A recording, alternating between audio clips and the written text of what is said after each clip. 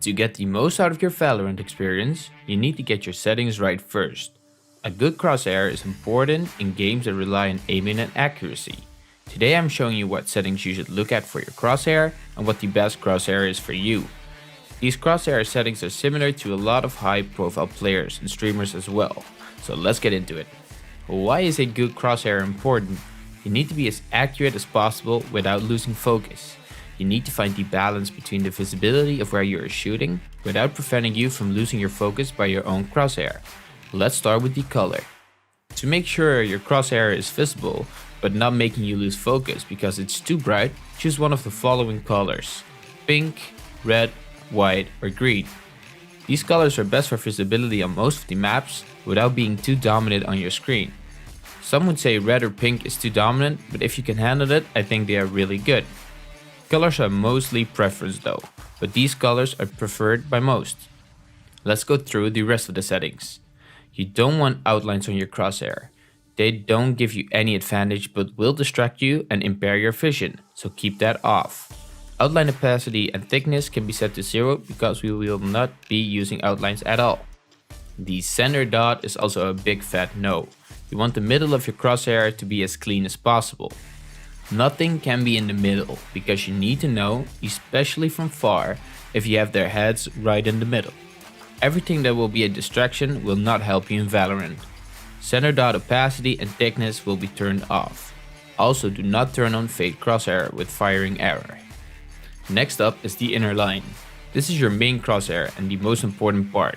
We are going for a clean and visible but not too distracting inner line. We will make the opacity 1 so it is visible in every situation. The length will be at 7. Everything higher than that will be unnecessary screen blur and everything below will be just too invisible. The inner line thickness will be at 2. This is a good middle ground and it will make sure it is visible but not too dominant. You also don't want it too slim because it will be unclear in my opinion. The offset is the space in the middle of your crosshair. Try to keep it tight but not too open. I keep it at 4 so I can see everything in the middle and know exactly where my shot will go.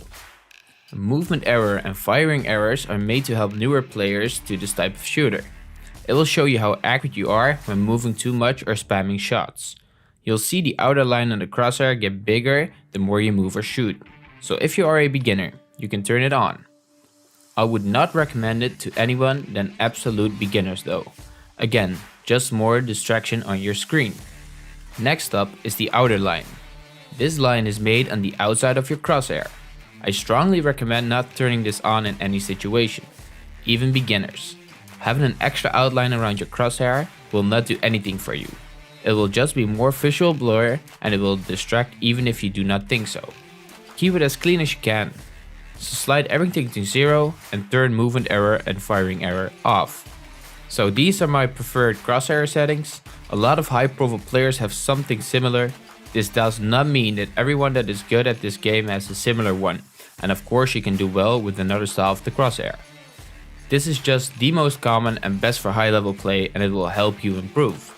If you enjoyed this guide, please consider leaving a like and subscribing and I will see you in the next video.